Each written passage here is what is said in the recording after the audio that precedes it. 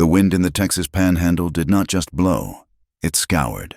It was a living, breathing thing that possessed teeth made of grit and a voice that never stopped screaming.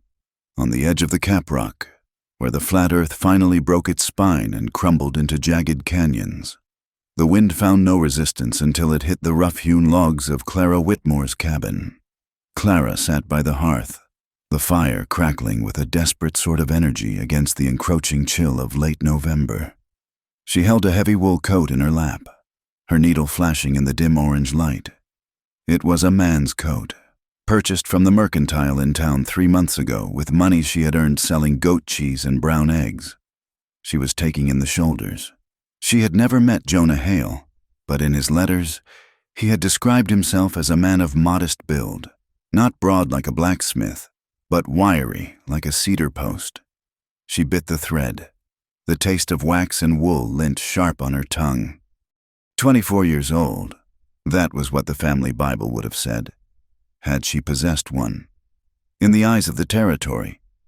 However, 24 was dangerously close to becoming a spinster, a woman left on the shelf like a jar of peaches that had gone slightly sour. But Clara was not sour. She was practical. She was a woman who knew exactly how many cords of wood it took to survive a winter and exactly how many bullets were left in the Navy Colt revolver wrapped in oilcloth beneath her mattress. 5 miles. That was the distance to town. It was a calculated geography. She was far enough away that the drunken shouts from the saloons on a Saturday night were swallowed by the prairie grass before they reached her door. Yet she was close enough that the townspeople could still speculate about her virtue. A woman living alone was an affront to the natural order of the frontier. She was either a tragedy waiting to happen or a scandal in the making. Clara stood up and walked to the window. The glass was thick and distorted, warping the world outside into gray smudges. The sky was the color of a bruised plum, heavy and low. Snow was coming. She could smell it on the air that seeped through the chinking of the logs, a metallic, clean scent that promised silence and isolation. She moved to the mantel, where a small wooden box rested. This was her altar. Inside lay 7 letters, tied with a ribbon that had once been bright blue but was now faded to the color of a robin's eggshell. Jonah Hale, a widower from the Colorado Territory. He had advertised in a newspaper that had found its way to the mercantile floor, wrapped around a shipment of nails. Wanted a woman of kind disposition and strong morals to share a life. Must be willing to work. I offer a home, protection, and a decent name, Clara had written back. Not because she was romantic, but because she was tired. She was tired of the way the deputy, a man named Rusk, looked at her when she walked past the jailhouse, a look that felt like a dirty thumb rubbing against her skin. She was tired of barring her door with a heavy oak plank every sunset. She wanted the safety of a surname that belonged to a man. She wanted to be Mrs. Jonah Hale, a woman who had a place in the pew at church and a husband to chop the wood. Before the first heavy snow, he had written in his last letter, dated 3 weeks ago, I will come for you with a wagon and a pair of bays. We will be married by the justice of the peace, and then we will go home. Home. The word felt round and strange in her mouth. Clara turned away from the window. She had chores to finish before the light died completely.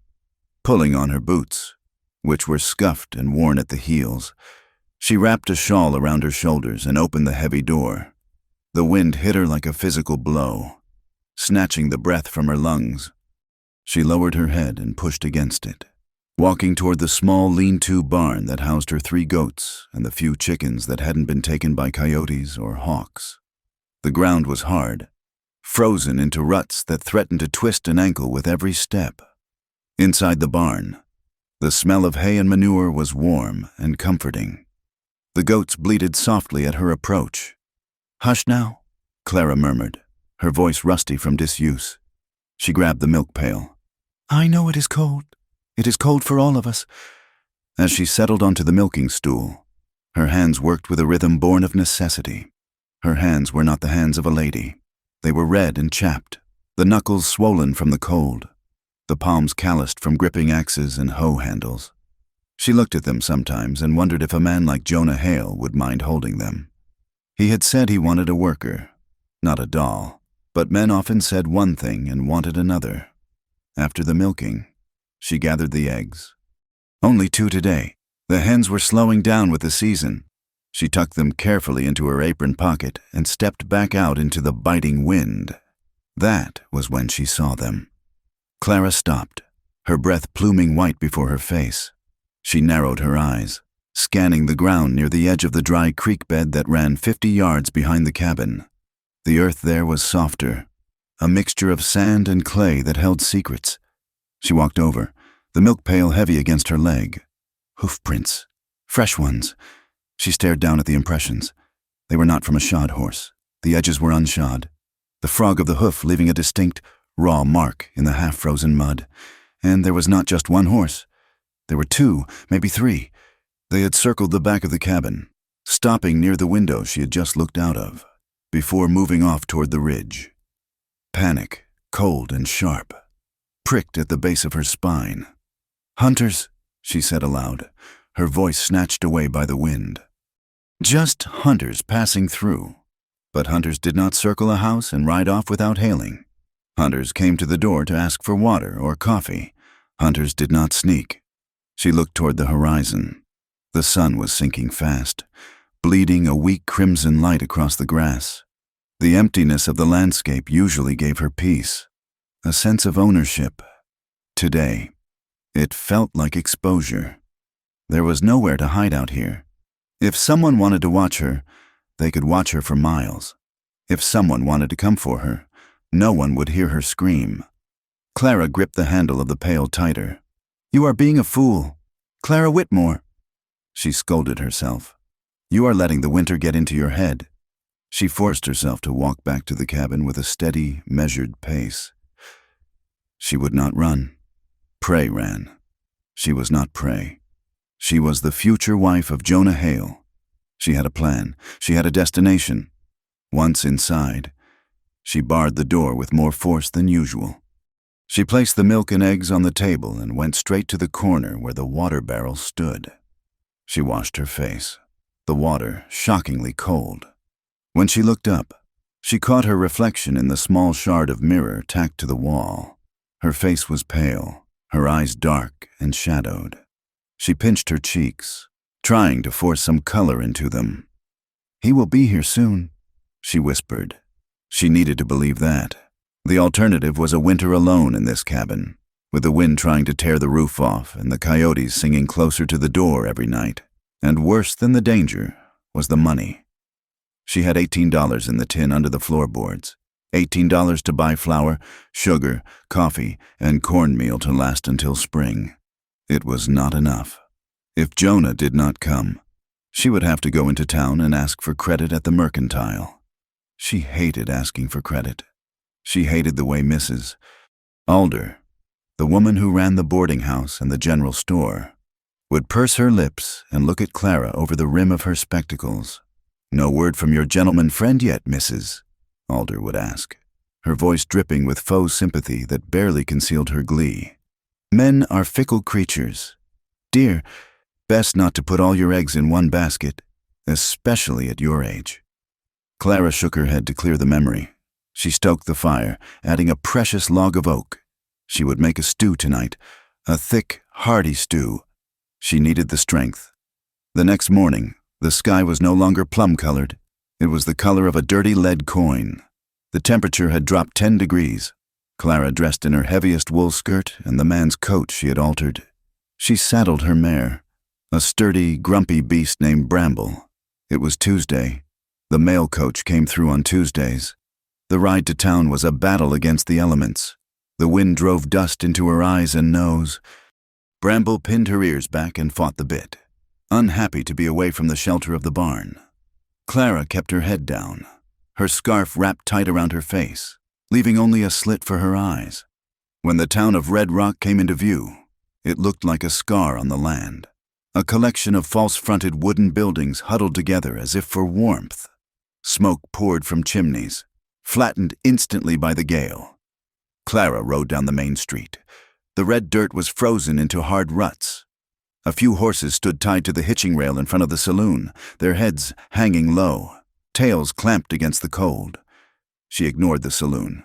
She ignored the livery stable where the blacksmith was hammering on iron, the sound ringing out like a church bell in hell.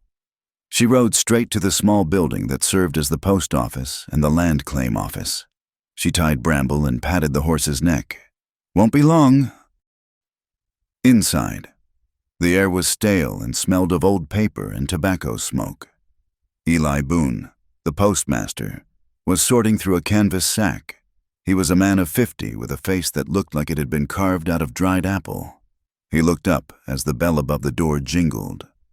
"Morning, Miss Clara," Eli said, his voice wheezing slightly. He didn't smile. Eli Boone never smiled when he didn't have good news. Clara felt a stone drop in her stomach. "Good morning, Mr. Boone. Is the coach in?" "Came and went an hour ago," Eli said.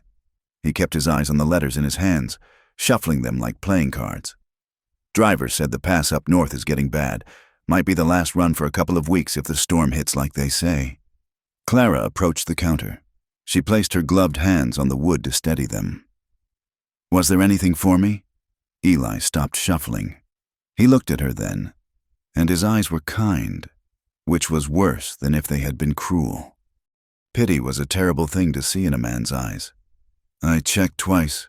"Clara," he said softly. He used her first name, dropping the formality. That was a bad sign. "Nothing from Colorado." The silence in the room was sudden and absolute. The ticking of the clock on the wall sounded like hammer strikes. "Are you sure?" Clara asked, though she knew he was. "Maybe it got mixed in with the mercantile order, or maybe it fell." "I checked," Eli repeated gently. "Nothing?" Clara nodded. She felt a strange detachment, as if she were floating above her own body.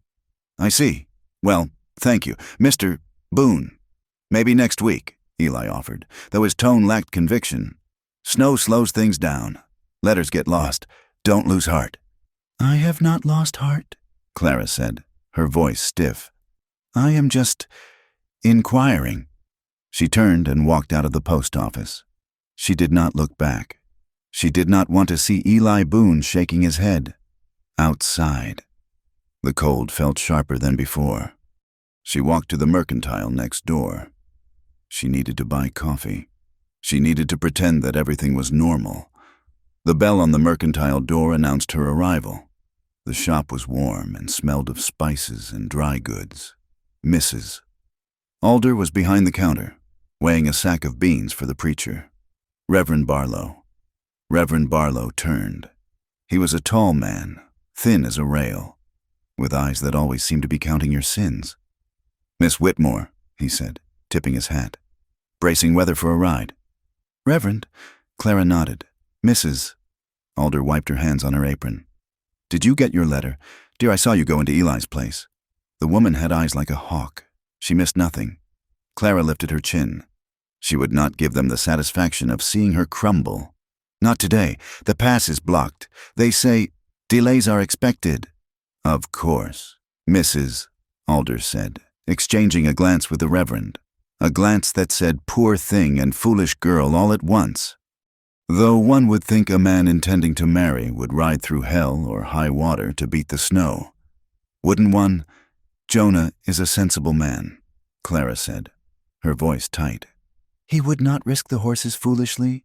"Sensible, Mrs." Alder repeated. "Well, let us hope he is not too sensible to forget where he promised to be." Clara bought the coffee. She paid with coins that felt slippery in her sweating palm. Despite the cold, she felt the eyes of the town on her back as she left. She could hear the whispers even if they weren't speaking. She is waiting for a ghost. She is waiting for a lie. No one wants a woman with nothing to her name but a cabin and a goat. The ride back to the cabin was a blur of gray and brown. The wind had picked up, howling now, sounding like a chorus of grieving women. When she reached the cabin, she did not go inside immediately. She stood by the gate, looking at the empty mailbox she had nailed to the fence post. It was a simple wooden box, open at one end. It gaped at her like a hungry mouth. 3 weeks. 3 weeks since he had written, "I will come for you." Men lied. Her father had lied when he said he would come back from the war. The land agent had lied when he said this soil was good for corn. Why should Jonah Hale be any different? But she had his letters. She had his words. They were the only thing standing between her and the abyss of total solitude. Clara walked to the edge of the creek bed again. The wind whipped her skirt around her legs. She looked for the hoof prints.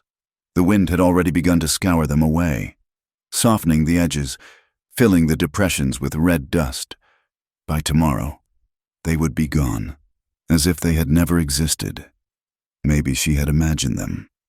Maybe she had imagined Jonah Hale, too. Maybe she had invented him out of ink in desperation because the reality of her life, the silence, the work, the endless horizon was too heavy to bear alone. She looked up at the sky. It was no longer leaden. It was white, a flat, featureless white that swallowed the tops of the mesas. The first snowflake fell. It landed on her dark sleeve, a perfect, tiny star of ice. Then another, and another. Winter had arrived, and she was alone. Clara turned and walked back to the cabin. She went inside and barred the door. She dropped the heavy bar into place with a thud that sounded like the closing of a coffin lid. She moved to the hearth and knelt, feeding the fire until it roared. "He will come," she said to the empty room. "He has to." But as she looked at the flames, Clara felt a new fear uncoiling in her belly. It wasn't the fear of the storm outside. It wasn't the fear of the coyotes or the unknown riders. It was the fear that she was the punchline of a cruel joke, that she had cleaned her house and mended her clothes and prepared her heart for a guest who had never intended to arrive. She picked up the box of letters from the mantel. She opened it and took out the top one. She traced the signature with her thumb. Jonah. Outside. The wind screamed, and the snow began to fall in earnest, erasing the road to town, erasing the path to the creek, erasing the world until there was nothing left but the cabin and the woman waiting inside it. The sun set, and the darkness was absolute. Clara sat in the rocking chair, the gun in her lap, her eyes fixed on the door. She would wait. She was good at waiting. It was the only thing she had left to do. The snow began as a whisper against the logs, a gentle sifting of sugar over the hard earth. But by midnight, it had transformed into a roaring beast. The wind did not just blow, it shrieked, tearing at the shingles and rattling the heavy oak door in its frame. Inside the cabin, the world had shrunk to the circle of light cast by the dying fire.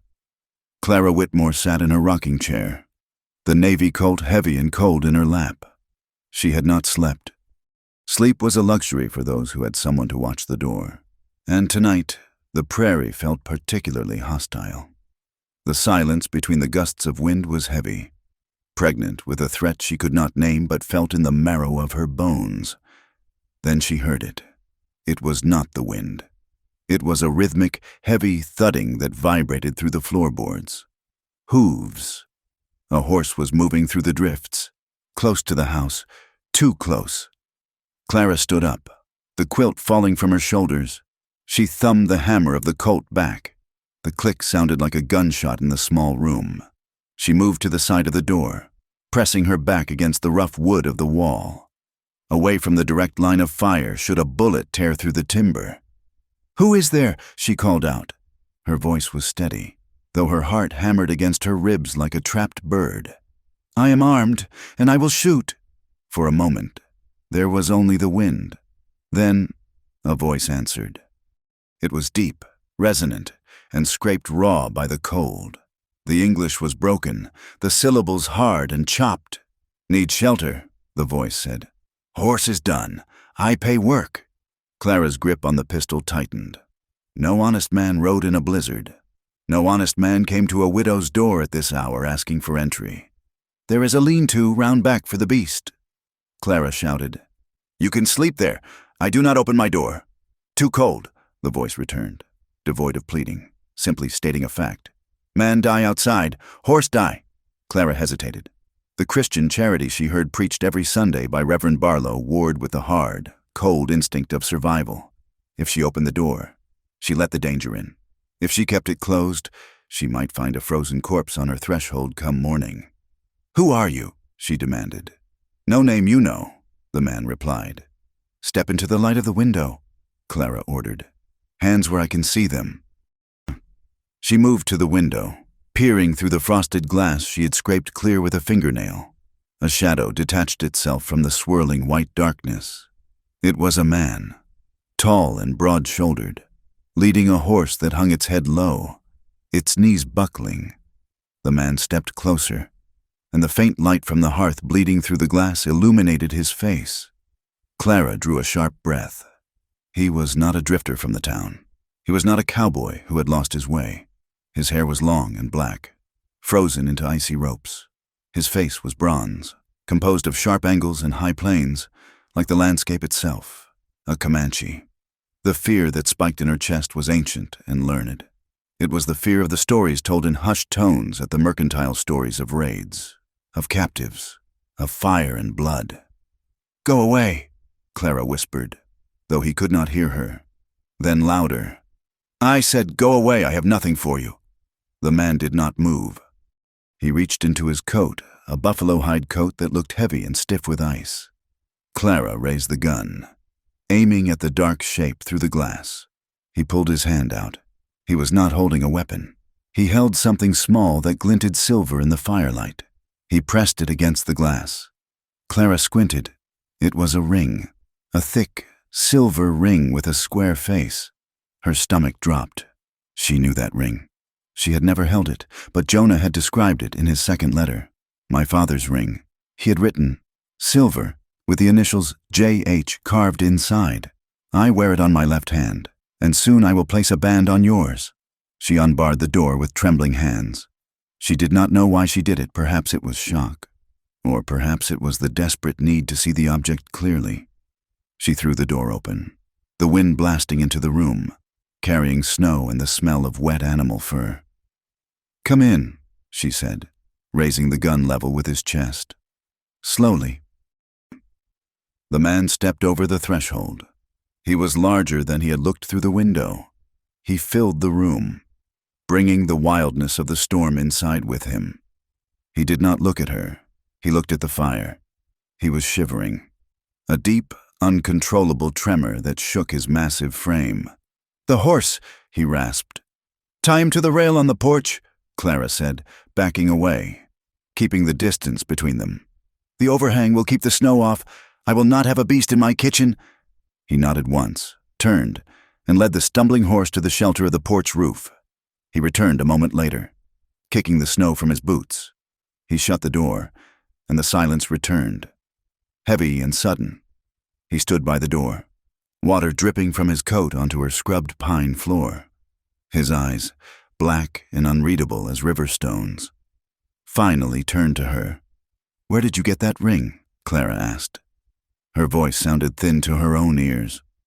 "Did you steal it? Did you kill him?" The accusation hung in the air. This was the way of the world she knew. Indians were savages, thieves, killers. If he had the ring, he must have taken it from Jonah's cold finger. The man reached into his pocket and placed the ring on the table. It made a heavy clink. "Man is dead," he said. Clara felt the floor tilt beneath her feet. "Dead?" "Jonah Hale," the Comanche said. He pronounced the name carefully, as if tasting the foreign sounds. "Dead. 3 days' ride north." "You lie," Clara spat out. The denial was instant, a shield against the pain. "You are a liar. You killed him and took his things, and now you come here to what, rob me?" The man looked at her, his expression unyielding. He did not look angry at her accusation. He looked tired, a deep, bone-weary exhaustion that etched lines around his mouth. "I track bad men," he said. "Crow's men. They hunt army money. Jonah Hale." He paused, searching for the words. "He ride in middle, wrong place. I try tell him. Too late." "You tried to warn him," Clara scoffed, her fear turning into a sharp, hysterical anger. "Why would a Comanche warn a white man?" "Not all men are enemies," he said. "Not all snakes are rattlesnakes." He took a step toward the fire, his hand going to his side. Clara raised the gun higher, aiming for his heart. "Stop," she commanded. "Do not move." He stopped. He looked at the gun, then at her eyes. "I am Tuhuya, Two Hawks. I do not hurt women.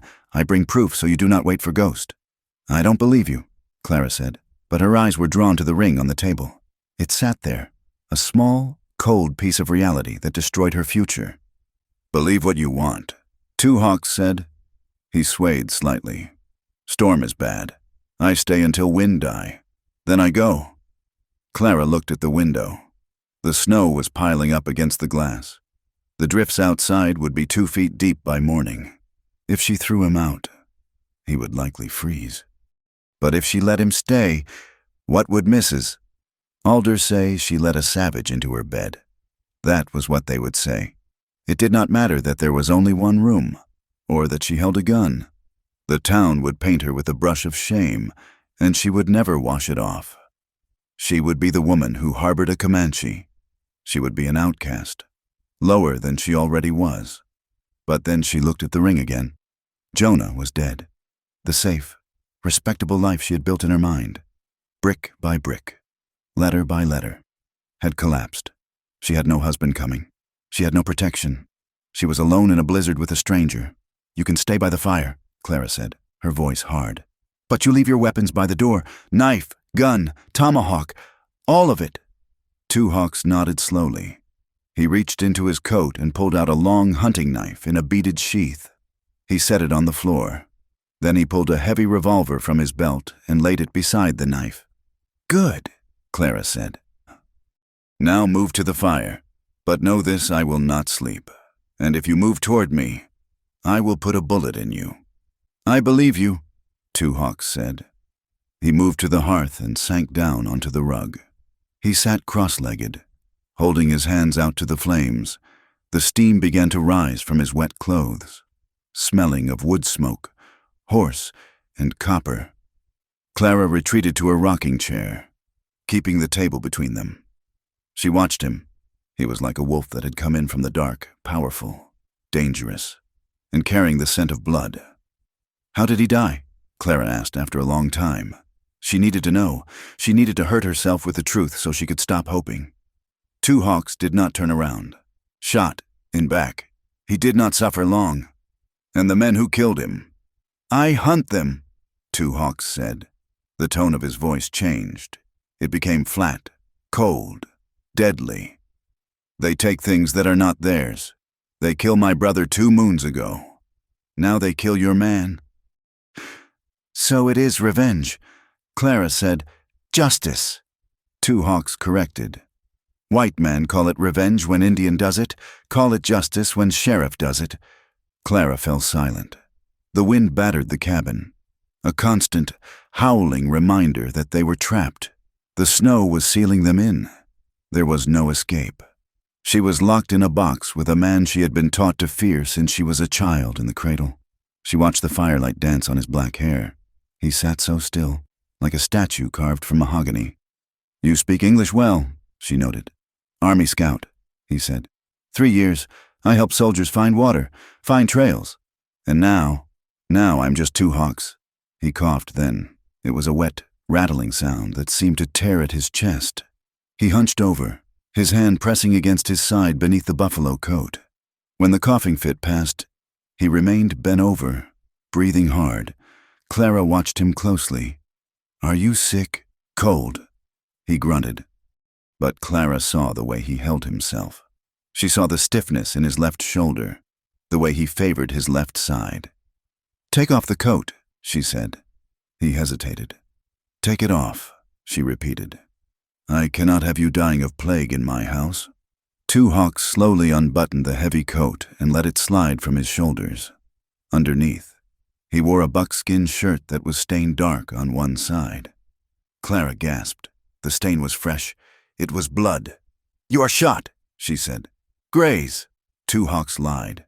He tried to straighten up, but the pain made him wince. He pulled the shirt up, revealing a bandage made of dirty cloth wrapped tightly around his ribs. The cloth was soaked through with bright red blood. Clara stood up, forgetting the gun for a second.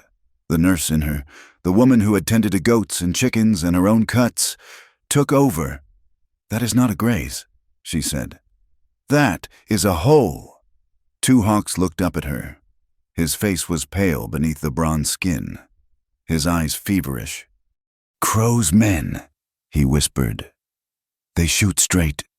Clara looked at the wound, then at the man. He was not just a messenger.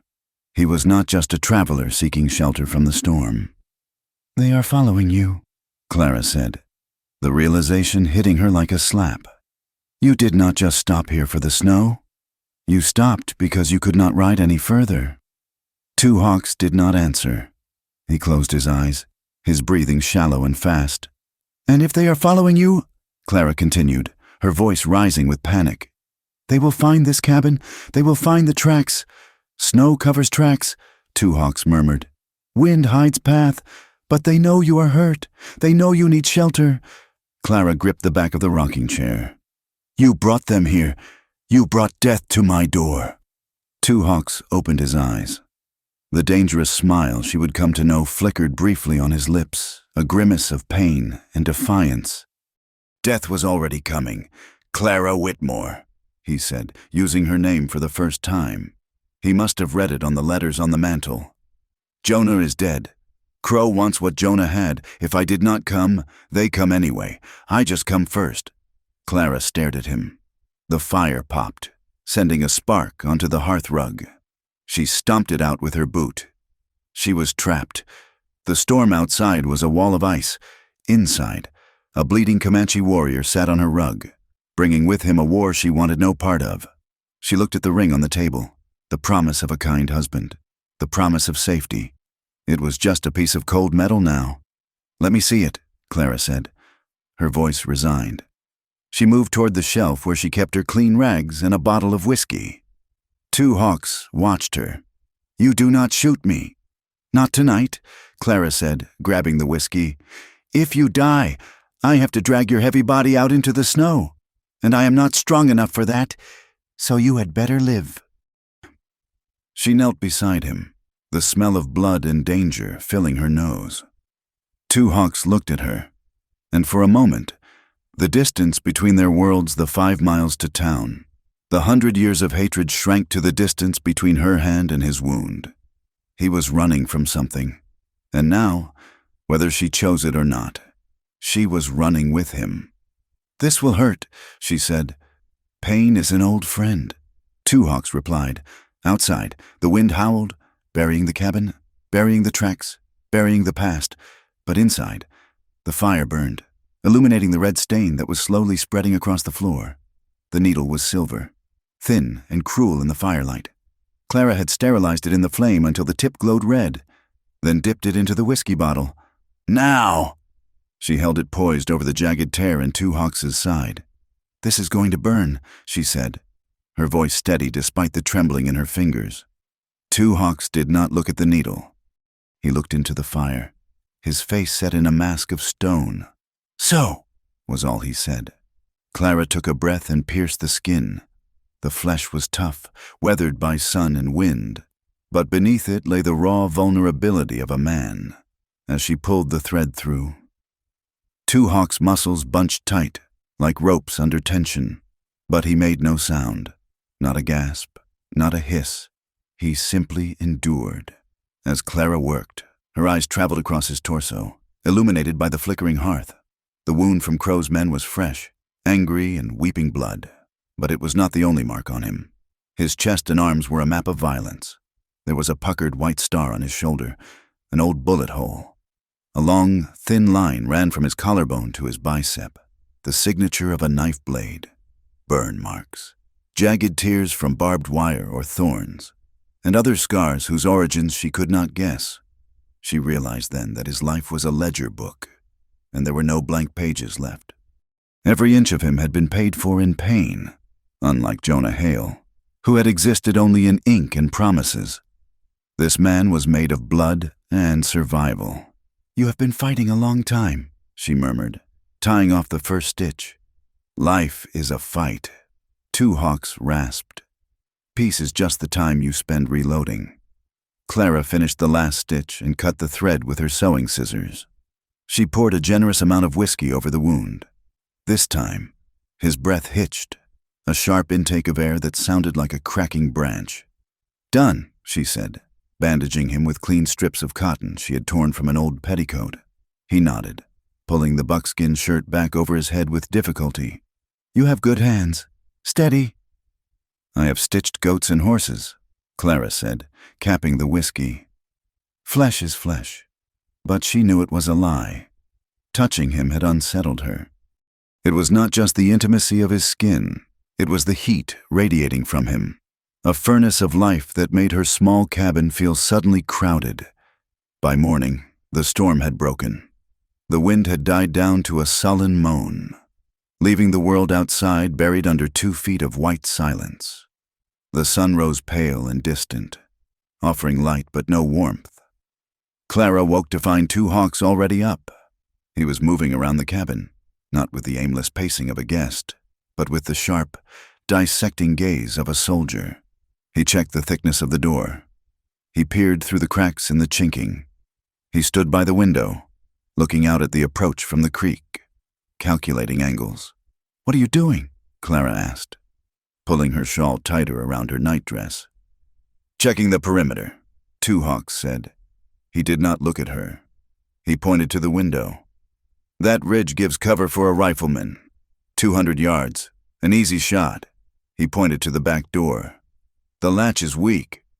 A strong man could kick it in with 1 blow." Clara felt a chill that had nothing to do with the winter air. "You are frightening me?" "Good," 2 hawks said, turning to face her. "Fear makes you sharp. Comfort makes you dead." He moved to the table and picked up his revolver, checking the cylinder. The casual way he handled the weapon, as if it were a piece of cutlery, made Clara realize how thin the walls of her domestic life really were. She had hung curtains to make this place a home.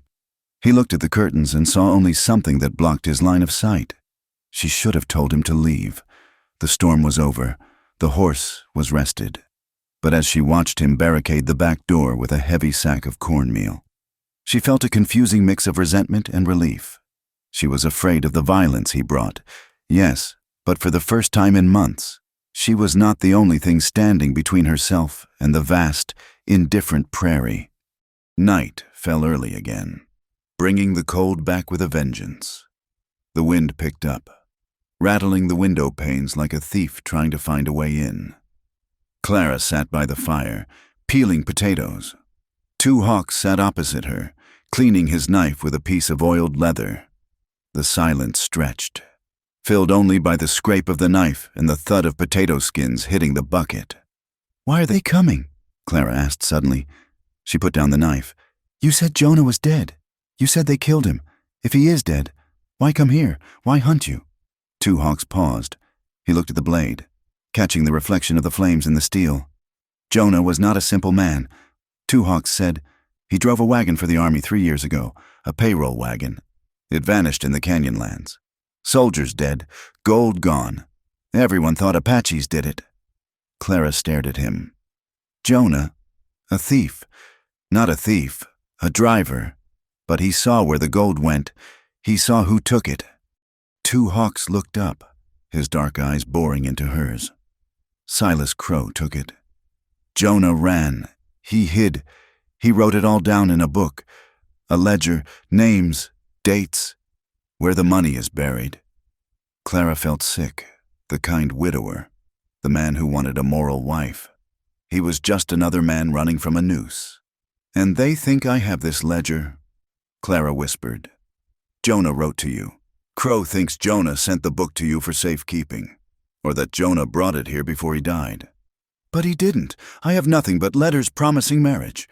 Crow does not care what is true," 2 hawks said. "He cares what is possible. He will burn this cabin to find that book, and he will burn you to make you speak." Clara stood up, her hands trembling. "Then you must give it to them. Do you have it?" "No," 2 hawks said. "I found Jonah dying. He said the book is safe. He did not say where. He only said go to Clara, warn her." "So I am a target," she said, her voice rising. "Because of a man I never met. Because of a book I never saw." "Yes." Clara paced the small room, This is not fair. I just wanted a home. I just wanted to be safe. She stopped near the window, looking out into the pitch-black night. You should go. If you go, maybe they will follow you. Maybe they will leave me alone. Two Hawks stood up. He moved silently, like smoke, until he was standing just behind her. She could feel his presence, large and solid. They will not leave you, he said softly. Men like Crow leave no loose ends. You are a loose end. Clara turned to face him. He was close, too close. The firelight cast deep shadows across his face, making his features look sharper, more predatory. Then what do I do? She asked, her voice breaking. Two Hawks looked down at her, slowly. The corner of his mouth lifted. It was not a smile of comfort. It was not a smile of courtship. It was a dangerous smile. It was the smile of a wolf baring its teeth at the darkness, a promise of violence that was terrifying to behold. You wait for a kind husband, he said, his voice a low rumble in his chest. I am not kind. Clara, I have killed men. I have taken scalps. I have done things that would make your preacher vomit. He took a step closer, invading her space, forcing her to look up at him. But I keep you alive, he said. The dangerous smile deepened, touching his eyes with a cold, fierce light. I stay. I protect. Clara's breath caught in her throat. His words were a heavy weight, falling between them like a stone. I stay. I protect. It was an oath. I do not need a keeper, Clara said, trying to summon the voice of the independent woman she claimed to be. I do not need a savage guarding my door like a dog. I want a normal life. I want peace. Peace is gone, Two Hawks said. Now there is only survival. You want to live. You let me be the dog at the door. Clara wanted to slap him. She wanted to scream that she was not a prize to be guarded or a sheep to be herded. She wanted to tell him that she was a human being who deserved better than a choice between death and a violent protector. But as she looked into his eyes, she saw the truth. He was right.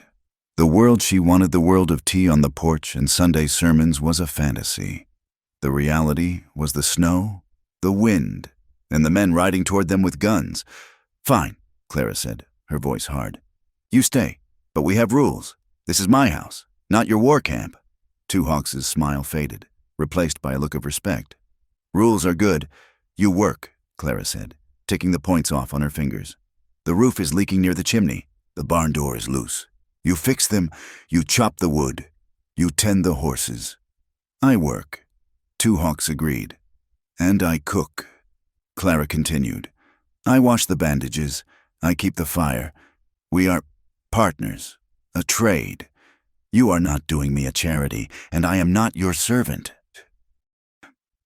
Partners, Two Hawks repeated. He seemed to like the word. A trade. And one more thing, Clara said, drawing herself up to her full height. You sleep on the floor, and you keep your hands to yourself unless one of us is bleeding. Two Hawks chuckled, a dry, rusty sound. I have no wish to touch a prickly pear cactus. Clara Whitmore. The agreement was struck. It was a common law of necessity, bound not by affection but by the desperate need to see the sunrise. The next 2 days fell into a rhythm. It was a strange, tense domesticity. Two Hawks was as good as his word. He climbed onto the roof, ignoring the pain in his side, and patched the leak with tar and canvas. He spent hours in the barn, grooming Bramble and his own paint horse, speaking to them in the soft, flowing sounds of the Comanche tongue. Clara cooked.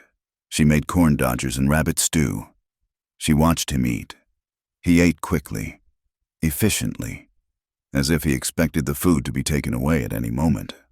But the outside world would not let them be. On the third afternoon, the sound of buggy wheels crunching on the snow froze them both. Clara was churning butter. Two Hawks was cleaning his rifle. Hide, Clara hissed. Two Hawks shook his head. No, if I hide, they look. If I stand, they see only a man working. He walked out the door and began to chop wood near the porch. Clara smoothed her apron and stepped out just as the buggy pulled up. It was Reverend Barlow. The preacher was wrapped in a thick black coat, his face pinched with cold and judgment. He stared at Two Hawks. who continued to swing the axe with rhythmic, powerful strokes, ignoring the visitor completely. "Miss Whitmore," the Reverend said, his voice tight. He did not get down from the buggy. I was coming to see if you had survived the storm." "I am well, Reverend," Clara said, standing on the porch. She did not invite him down. The Reverend's eyes darted back to Two Hawks. "I see you have help. A hired hand," Clara lied, her chin high. "The storm damaged the roof. He is fixing it for a wage." "He is an Indian," Barlow said, the word tasting like vinegar in his mouth. "A Comanche, by the look of him. It is not proper. Clara, a woman alone, with a savage. He is working, Reverend," Clara said coldly, "which is more than Jonah Hale is doing. Since Jonah never arrived, I must rely on who is here." "People are talking," Barlow warned. "Mrs. Alder says she saw smoke 2 days ago. She says it is dangerous, immoral. Tell Mrs. Alder that when she comes to chop my wood and fix my roof, she can decide who is moral." Clara snapped. "Good day, Reverend." Barlow's face turned red. He glared at Two Hawks one last time, then snapped the reins. "You play with fire, girl. You will get burned." As the buggy rolled away, Two Hawks sank the axe into the stump with a heavy thud. He looked at Clara. "He will tell the sheriff," Two Hawks said. "Let him," Clara said, though her heart was pounding. "The sheriff is Silas Crow's man. Isn't he Deputy Rusk works for him?" They were coming anyway. "Yes," Two Hawks said. "But now they have an excuse. They come to save you from the savage." Later that evening, the reality of their situation became even darker. Two Hawks had gone out to the edge of the property line to check for tracks. He returned with a grim face, holding something in his palm. He placed it on the table. It was the stub of a cigarette, but not a hand-rolled one made of cheap tobacco. It was factory-made, with a distinct gold band near the filter. "I found this near the creek," Two Hawks said. "Fresh, maybe 1 hour old." Clara stared at the cigarette butt. It looked alien and menacing against the rough wood of her table. "Crow smokes these," Two Hawks said. "Silas Crow. He buys them from St. Louis." "He is here," Clara whispered. "His men are here, scouts, watching, waiting for the right time." Two Hawks looked at the window. "They know I am here. They know you are here. They are waiting for the main force." He reached for his rifle and then looked at Clara. "Get your coat. Come outside." "Why, it is freezing." "Come." He led her out behind the barn, where the wind was blocked by the structure. He set up 3 empty tin cans on a fence post 20 yards away. He handed her the Navy Colt. "Show me how you shoot." Clara took the gun. She was no stranger to it. Her father had taught her to shoot snakes and coyotes. She raised the heavy pistol, cocked the hammer, and fired. The bullet kicked up snow 2 feet to the left of the cans. "Again," Two Hawks ordered. She fired again. This time she hit the fence post, inches below the can. "You shoot with your hands," Two Hawks said, stepping behind her. He did not touch her, but his voice was right at her ear. "You are trying to hit the can. Do not try." "That makes no sense," Clara said, frustrated. "You look at the can," Two Hawks said. "You think about the can falling. No, look at the spot where you want the bullet to go. A spot small as a fly. Focus only on that spot. The gun is just a finger pointing."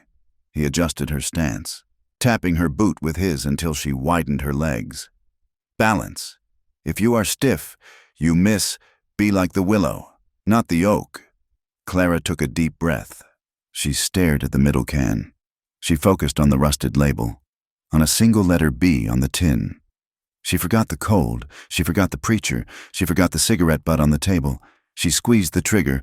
Ping, the can spun off the post, dancing in the snow. "Good," Two Hawks said. "Now the next one, but imagine it is not a can. Imagine it has eyes. Imagine it is looking at you, and it wants to hurt you." Clara lowered the gun. "I cannot imagine that." "You must," Two Hawks said harshly. "Shooting a can is easy. Shooting a man who is running at you with a knife is hard. You have to look at his eyes. You have to decide in one heartbeat that your life is worth more than his. He walked around to face her. Crow's men are wolves. When they come, they will not ask if you are a lady. They will not care about your letters. You have to be a wolf too. Clara looked at the smoking gun in her hand. She looked at the dark shape of the can lying in the snow. 4 weeks, she had waited for a husband to bring her civilization. She had wanted china plates and Sunday visits, but civilization was a thin coat of paint on a rotting fence. Out here, there was only the wind, the snow, and the predator. My life is worth more, Clara said quietly.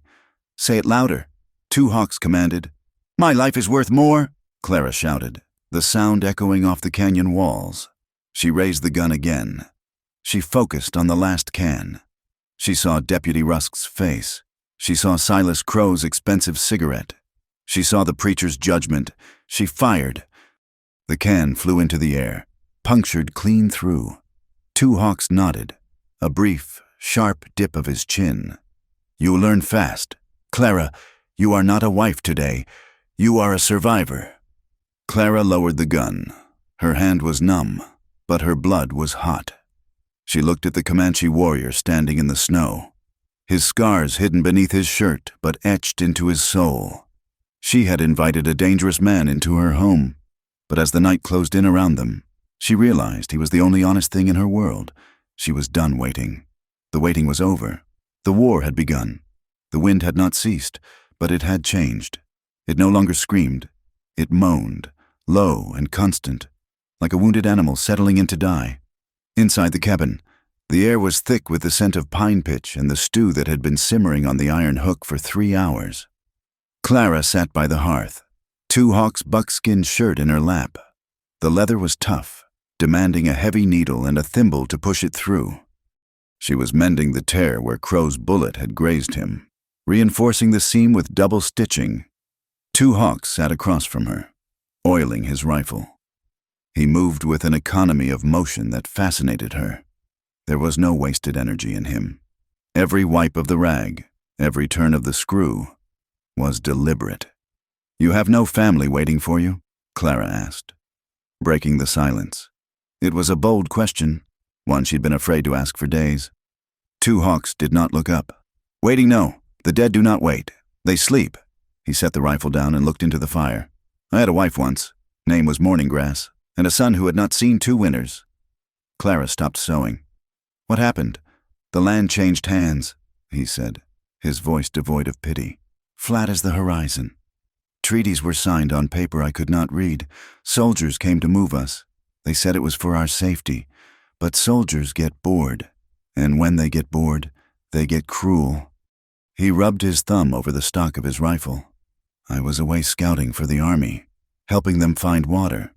When I came back, my lodge was ash. My family was gone, traded maybe, or just broken and left.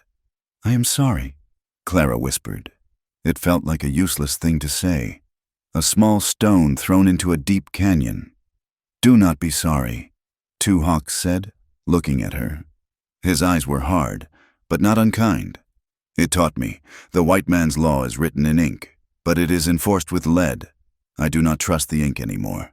I trust only what I can hold in my hand. Clara looked down at the shirt in her lap. I am tired of the law too, she confessed, her voice surprising her with its bitterness. I am tired of being told what a woman is worth. A woman alone is suspicious. A woman with a husband is property. I wrote to Jonah Hale not because I loved him, but because I needed a shield. I wanted to be Mrs. Hale so the town would stop looking at me like I was a stray dog that needed to be kicked or fed. She drove the needle through the leather with sudden force. I am not weak. 2 Hawks. I can skin a rabbit. I can birth a goat. I can shoot a can off a fence post. But I am so tired of pretending I am made of iron. I just wanted to rest. 2 Hawks reached across the space between them. He did not take her hand, but he touched the sleeve of her dress, his fingers brushing the fabric near her wrist. The contact was electric, a sudden jolt of heat in the cold room. Iron rusts, 2 Hawks said softly. Willow bends. You are Willow, Clara. That is why you are still standing. Clara looked up, her breath hitching. They stared at each other, the firelight dancing in the space between them. There was a pull, a magnetic gravity that wanted to draw her across that gap. She saw the man beneath the scars, and he saw the woman beneath the fear, but neither moved. The ghost of her reputation and the steel of his honor stood like guards between them. A shout from outside shattered the moment. "Hello, the house, Miss Clara!" Two Hawks was on his feet instantly, the rifle in his shoulder, aiming at the door. He signaled for Clara to move to the side. "It is Eli Boone," Clara whispered, recognizing the wheezing voice. "The postman." "Open it," Two Hawks commanded in a low voice, stepping into the shadows behind the pantry curtain. "But keep your gun in your pocket." Clara unbarred the door. Eli Boone stood there, his mule stamping in the snow. He looked frozen, his nose red and dripping, a thick scarf wrapped around his ears. "Eli," Clara said, feigning surprise. "In this weather." "Had to come," Eli huffed, stamping his feet. He didn't try to enter. He knew better than to step into a widow's house uninvited. "Mail pouch got mixed up at the relay station.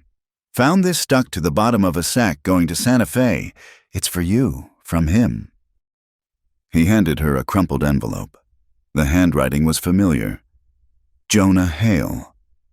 And Eli lowered his voice, looking around the empty yard nervously. "I saw tracks. Clara. Shod horses. 4 or 5 of them, waiting down in the box canyon. Men who don't want to be seen. You be careful." "Thank you, Eli," Clara said, her heart hammering. "Go, get warm." Eli nodded and turned his mule back toward town. Clara shut the door and locked it. Two Hawks emerged from the shadows. "Read it." Clara tore open the envelope. Her hands shook as she unfolded the paper. It was dated 3 weeks ago. "My dear Clara, if you are reading this, I am likely delayed. Or worse, I must confess something I cannot carry into our marriage. I am not the man you think. The money I have for our start, it is not from savings. It is from the Army payroll run of '78. I saw Silas Crow steal it, and I took the ledger that proves it. I thought I could use it to buy safety, but Crow never stops. I mailed the ledger ahead, disguised in a box of old hymnals addressed to the previous owner of your cabin, Mr. Hensley, thinking it would sit at the post office until I arrived. But if I am dead, Crow will burn the territory to find it. Do not trust the law in Red Rock. The deputy is bought. I am sorry I brought this storm to your door. Jonah." Clara let the letter flutter to the floor. She felt as if the ground had opened up beneath her. "He knew," she whispered, her voice trembling with betrayal. "He knew he was bringing danger to me. He used me. He was not a savior. He was a thief using my home as a hiding place." She looked at Two Hawks, tears stinging her eyes. He was supposed to be the good man, the decent man. Two Hawks picked up the letter and scanned it. He looked at Clara, and his expression was not mocking, but sorrowful. "There are no clean men in the West, Clara," he said gently. "We are all dirty with dust or blood. Jonah wanted to live. A man who wants to live does selfish things." "And the ledger?" Clara asked, panic rising. "A box of hymnals. I picked up a box for Mr. Hensley 2 months ago. I thought it was just old books he ordered before he died. It is in the root cellar. Then we have what Crow wants," Two Hawks said. "And that makes this cabin a target." "We have to burn it," Clara said, moving toward the trapdoor rug. "No," Two Hawks caught her arm. "If we burn it, we have no bargaining chip, and if we give it to them, they kill us to silence the witnesses. We keep it. It is the only shield we have." The realization settled over them. The siege was inevitable. "We work," Two Hawks said, his voice shifting into command. "We turn this house into a rock." For the next few hours, there was no time for fear. Two Hawks moved the heavy oak table, tipping it on its side to block the main window, leaving only a narrow slit for a rifle barrel. He ordered Clara to fill every bucket, pot, and bowl with water from the rain barrel outside. "If they use fire arrows or torches, we need water," he explained. He took his knife and dug out chinking between the logs on the back wall and the side wall. creating murder holes, small loops that allowed them to shoot out without exposing themselves. "Crossfire," he told Clara, pointing. "I take the front and the east. You take the back and the west. If they breach the door, you drop to the floor and shoot at the knees. A man with no knees cannot fight." They worked in a rhythm of desperate survival. Clara felt a strange strength returning to her. She was no longer the woman waiting for a letter. She was a defender of her own castle. Just as the sun began to dip, casting long, purple shadows across the snow, a horse approached. It was a single rider, Deputy Rusk.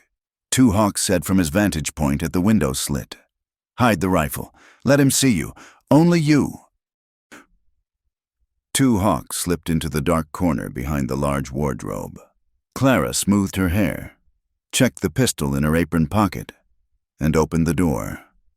Deputy Rusk was a handsome man in a serpentine way. He wore a tin star that caught the dying light, and his smile did not reach his eyes. "Miss Clara," he said, touching the brim of his hat. "Eli Boone said he was worried about you, said you looked spooked." "Eli worries too much," Clara said, standing in the doorway, blocking his view of the interior. "I am fine, Deputy." Rusk's eyes drifted past her, trying to pierce the gloom of the cabin. He also said something about tracks, and maybe a guest. "I have no guests," Clara said, her voice steady. "Just the wind." Rusk leaned forward on his saddle horn. "You know, Clara, there are rumors about a Comanche killer in these parts. If you are hiding him, well, the law deals harshly with traitors. But if you are a victim, if you are scared, you can tell me. I can take you to town, to safety." He looked at the mailbox. "Did you get what you were waiting for? From Mr. Hale?" Clara saw the greed in his eyes. He wasn't looking for her safety. He was looking for the ledger. "I got nothing," Clara lied. "Jonah has abandoned me, it seems." Rusk studied her face for a long moment. Then he smiled, a cold, knowing curve of his lips. "A pity. Well, you lock up tight. Clara, dark things happen in the dark." He turned his horse and rode away slowly, scanning the roof, the barn, the perimeter. Clara shut the door and leaned against it, exhaling a breath she felt she had held for 5 minutes. Two Hawks stepped out. "He knows." "How?" "He did not look at you like a woman," Two Hawks said. "He looked at the house like a map. He was counting windows. He was checking the roof. He is not a lawman. He is a scout for the pack. When will they come?" "Dawn," Two Hawks said. "Men like that prefer the gray light. It makes aiming harder for us, easier for them." Night fell, heavier than before. The cabin was fortified, dark and silent. They did not light the fire, lest it silhouette them against the cracks. They sat on the floor, wrapped in blankets, back to back against the heavy wardrobe. The proximity was overwhelming. Clara could feel the heat of Two Hawks' body through the layers of wool and buckskin. She could feel the slow, steady rhythm of his breathing. "If we die tomorrow," Clara whispered into the dark, "I want you to know something." "We do not die tomorrow," Two Hawks said, but his voice was soft. "You cannot promise that," Clara said. She turned slightly, so her face was inches from his shoulder. "I want you to know. I am glad you came. I was waiting for a fantasy. You are real." Two Hawks turned his head, in the faint moonlight leaking through the murder hole. She saw his eyes. The hardness was gone. "You are a brave woman, Clara Whitmore," he said. "Braver than any soldier I rode with." He shifted, and his hand found her cheek. His skin was rough, calloused, but his touch was reverent. He leaned in. It was slow, a question asked in the silence. Clara closed the distance. Their lips met. It was not the chaste peck she had imagined giving Jonah Hale at the altar. It was desperate. It tasted of salt and fear and whiskey and life. It was a kiss that tried to say everything they might never get the chance to speak. It was hot, searing through the cold of the room, fusing them together in the face of the oblivion waiting outside. Two Hawks pulled back, his forehead resting against hers. His breathing was ragged. "If we live," he whispered. his voice thick with emotion. "I will not just be a guard at your door. I will tell you the rest. I will tell you everything. When we live," Clara corrected him, her hand gripping his arm. "When we live." He agreed. They did not sleep. They sat together in the dark, two souls huddled against the inevitable, as the first gray bleed of dawn stained the eastern sky. The silence of the prairie was broken, not by a shout, but by the crunch of snow. Two Hawks rose silently. He moved to the front slit. He peered out, his body tense as a drawn bowstring. Clara crawled to her position at the back wall, clutching the Navy Colt. "What do you see?" Two Hawks did not look back. He racked the lever of his rifle. "4 of them," he said, his voice deadly calm. "On the ridge. They have torches." He looked at Clara one last time, and the dangerous smile returned, fierce and protective. "Crow is coming." The silence that followed Two Hawks' announcement was heavier than the snow that blanketed the roof. It was a suffocating pressure, the kind that squeezed the air out of a room before a lightning strike. Outside, the gray light of dawn washed over the ridge, revealing the silhouettes of men on horseback. They sat motionless, like statues carved from ice and malice. "Silas Crow," Clara whispered, gripping the cold metal of the Navy Colt. "He waits," Two Hawks said, his eyes fixed on the slit in the window. "He wants us to feel the cold. He wants us to shake." "I am shaking," Clara admitted, her teeth chattering, though whether from the freezing air or terror, she could not say. "Good," Two Hawks replied without looking back. "Shaking keeps the blood moving." Then the voice came. It drifted across the 100 yards of open ground, amplified by the canyon walls. It was a smooth, cultivated baritone, a voice that belonged in a mahogany-paneled office in St. Louis, not on a wind-scoured frontier. "Miss Whitmore," Silas Crow called out. He urged his horse forward a few paces, his black coat stark against the white landscape. He held his hat in his hand, a gesture of mockery. "I apologize for the early hour. My associates and I are looking for a mutual acquaintance. A Mr. Jonah Hale. We believe he left a package in your care." Two Hawks shifted his rifle. "He talks like a snake selling oil. We know you are in there." "Clara," Crow continued, his tone hardening just enough to scratch the polish. "And we know you have company. A savage who has likely forced his way into your home. Send him out.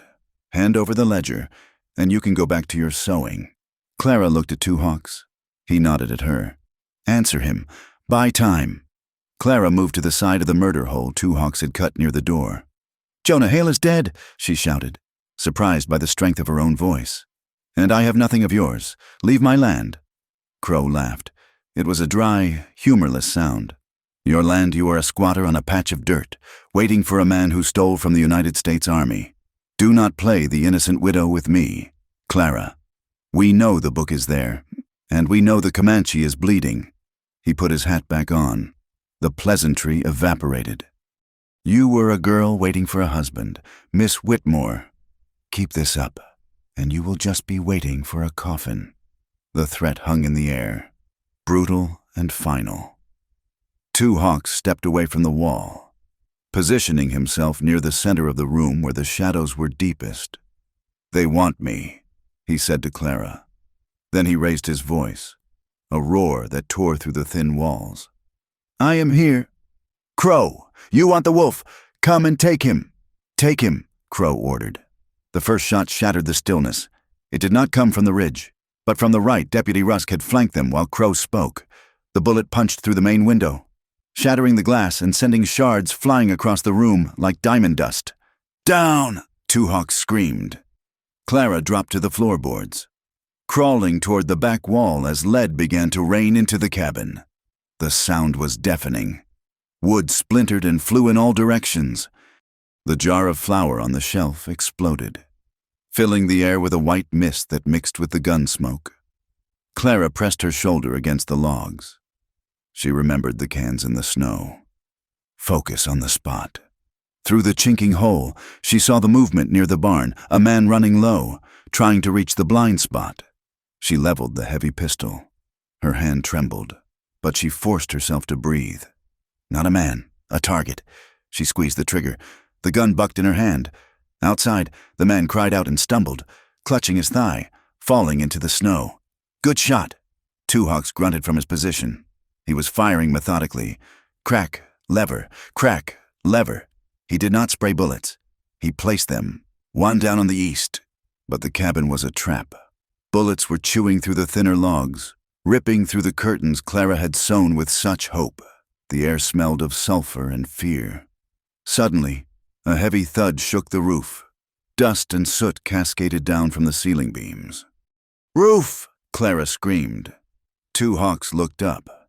He realized the angle instantly. Someone had climbed the back of the chimney and was trying to breach the shingles to drop fire or dynamite inside. Two Hawks had no cover for this. He had to step into the open light of the shattered window to get a shot at the roof line. He did not hesitate.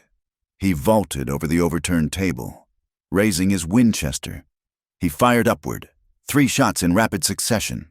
There was a scream from above, followed by the sickening sound of a body rolling down the pitch of the roof and thumping into the snowbank below. But the move had a cost. As Two Hawks fired, a shot from the ridge caught him. He spun around, his legs buckling, and crashed to the floor. Two Hawks. Clara scrambled toward him, ignoring the bullets that zipped past her head. He was clutching his chest, high on the right side. Blood, dark and thick, bubbled between his fingers. He gasped, his face turning an ashy gray. "Back," he wheezed, shoving her away with his good arm. "Watch! The back!" Clara looked at him, horror gripping her throat. He was the warrior. He was the protector. He was not supposed to fall, but he was down, and the firing outside had stopped. The silence was worse than the noise. "They are coming," Two Hawks whispered, struggling to lift his rifle. He could barely hold it. The front door exploded inward. It wasn't a kick. It was a ram. The heavy oak plank splintered, flying into the room. Silas Crow stepped through the ruin of the door. He held a gleaming revolver in one hand and a handkerchief in the other, which he pressed to his nose against the dust. Behind him stood 2 men, weapons raised. Two Hawks tried to bring his rifle up, but he was too slow. One of Crow's men stepped forward and kicked the weapon from his hand, then delivered a brutal kick to Two Hawks' wounded ribs. Two Hawks groaned, curling in on himself, but his eyes burned with a defiant fire. Nukto Crow looked down at the wounded Comanche with disdain. "Disciplined violence," he muttered, "but primitive." Then he turned his gaze to Clara. She was on her knees, the Navy Colt aimed at his chest. "Drop it, Miss Whitmore," Crow said softly, "or my man puts a bullet in your savage's head right now." The henchman pressed the barrel of a shotgun against Two Hawks' temple. Clara froze. The choice was absolute. She slowly lowered the hammer and let the gun slide from her fingers. "Wise," Crow said. He holstered his gun and walked over to her. He did not strike her. Instead, he grabbed a fistful of her hair and yanked her to her feet. "Get up!" He dragged her out of the cabin, through the splintered doorway, and into the biting cold of the morning. He threw her down into the snow in the center of the yard. The cold soaked instantly through her dress, shocking her skin. Crow stood over her. He looked like a giant against the pale sky. "The ledger," he commanded. "Where is it?" "I don't know," Clara sobbed, the truth tearing out of her. "I never saw it. Jonah never told me." Crow sighed, as if disappointed in a slow child. He signaled to his men inside. "Drag him out." The 2 men hauled Two Hawks out by his arms. They dropped him in the snow next to Clara. He left a broad smear of crimson on the white ground. He was breathing in shallow, ragged gasps. Crow drew his revolver again and pointed it at Two Hawks' head. "I am a businessman. Clara, I do not like waste, but I will waste him, piece by piece, until you remember where the book is." He cocked the hammer. A knee first, or perhaps an ear. Clara looked at Two Hawks. His eyes were open, swimming with pain, but they were locked on hers. "Do not tell him," Two Hawks rasped. "He kills us, anyway." "Quiet," Crow kicked him in the stomach. Two Hawks coughed blood, his body convulsing. Stop it! Clara screamed, scrambling on her hands and knees toward Crow, grabbing the hem of his fine wool coat. Please, I swear, the book is in the cellar under the floor. Just stop, she lied. It was the only weapon she had left. Crow looked down at her, a sneer curling his lip. See, was that so hard? He looked at his men. Go check the cellar. Tear the floor up if you have to. The two men turned to run back into the cabin. For a moment, it was just Crow, Clara, and the dying warrior. Crow leaned down, grabbing Clara by the chin, forcing her to look at him. You chose poor company. Clara, you could have sold that book to me. We could have made an arrangement. Instead, you played house with a dog. Clara trembled. She looked past Crow, to Two Hawks lying in the red slush.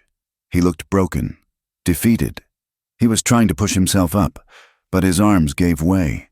He looked at her with an apology in his eyes. He had failed. He had promised to protect, and now he was dying in the dirt. Something inside Clara snapped. It was the last threat of the girl who waited for letters. She looked straight at Two Hawks. Her voice was not loud, but it was fierce, cutting through the wind. Two Hawks, she said. You do not need to die to prove you are worthy. Live, damn you, live. It was a command, a plea, a declaration of love in the face of the abyss. Two Hawks' eyes widened. Clara's hand brushed against her apron pocket. Inside, hard and cold, was the small paring knife she had used to peel potatoes the night before, the knife she had forgotten she was carrying. Crow laughed. Touching, truly. He straightened up, turning his attention back to the cabin to shout at his men. Find it yet, in that second of distraction. Clara moved. She did not think. She did not hesitate. She was the wolf Two Hawks had taught her to be. She lunged upward, driving the small blade with all her strength into Crow's thigh, right where the artery ran. Crow roared, a sound of shock more than pain, and stumbled back, his gun firing wildly into the air. He slapped a hand to his leg, blood spurting dark and fast over his fingers. Bitch! He screamed, raising the gun to kill her. But the moment was all Two Hawks needed. The command to live had sparked something in the embers of his strength. He rolled onto his back, grabbing the revolver that had fallen from the holster of the henchman he had killed earlier, or perhaps one dropped in the snow. It did not matter. His hand found iron. He did not aim with his eye. He aimed with his will. Bang! The shot hit Silas Crow square in the chest. Crow froze. The look of arrogance on his face shattered, replaced by a profound confusion. He looked down at the hole in his fine coat. He looked at Clara. Then he tipped backward, falling into the snow like a cut tree. The two men inside the cabin ran to the door at the sound of the shot. They saw their boss dead. They saw the woman with a bloody knife. They saw the Comanche pushing himself up from the ground, the gun shaking in his hand but pointed straight at them. They looked at each other. They were hired guns, paid to bully, not to die for a dead man. They turned and ran. They scrambled out the back, vaulting onto their horses and galloping toward the ridge, leaving their dead and their honor behind. Silence crashed back down onto the prairie. Clara scrambled over to Two Hawks. He had collapsed back into the snow, the gun slipping from his fingers. Two Hawks! She pulled his head into her lap. His skin was burning hot, yet he was shivering violently. Crow! He whispered, his voice bubbling. He is dead, Clara said, tears streaming down her face, freezing on her cheeks. You killed him. It is over. Two Hawks looked up at the sky. The clouds were breaking. A shaft of pale sunlight pierced through, illuminating the carnage in the yard. The snow was churned and muddy, stained with bright, arterial red. The cabin was a smoking ruin. The door gone, the windows shattered. The cabin, he murmured. Broken. It is just wood, Clara said, pressing her hands over the wound in his chest, trying to stem the flow of blood. It is just wood. You are flesh. Stay with me. He looked at her. The dangerous smile was gone. In its place was a look of profound peace. You fought, he said softly. Wolf. Yes, Clara sobbed. I am a wolf, so you cannot leave me alone. Wolves travel in a pack. You stay. His eyes drifted shut. His breathing grew shallow, the pauses between breaths stretching longer and longer. "Two Hawks," she screamed, shaking him. "Do not sleep! Do not you dare sleep!" But his head lolled to the side.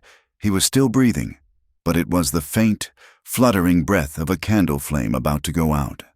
Clara looked around the empty, frozen landscape. There was no doctor. There was no help. There was only her, the snow, and the man who had kept his promise. She gripped his shoulders, pulling his heavy weight against her chest, rocking him back and forth as the wind began to pick up again, whistling through the bullet holes in her home. "I have you," she whispered fiercely into his ear. "I have you." The wind howled through the shattered doorframe of the cabin, carrying with it the metallic tang of blood and the sulphurous bite of gunpowder.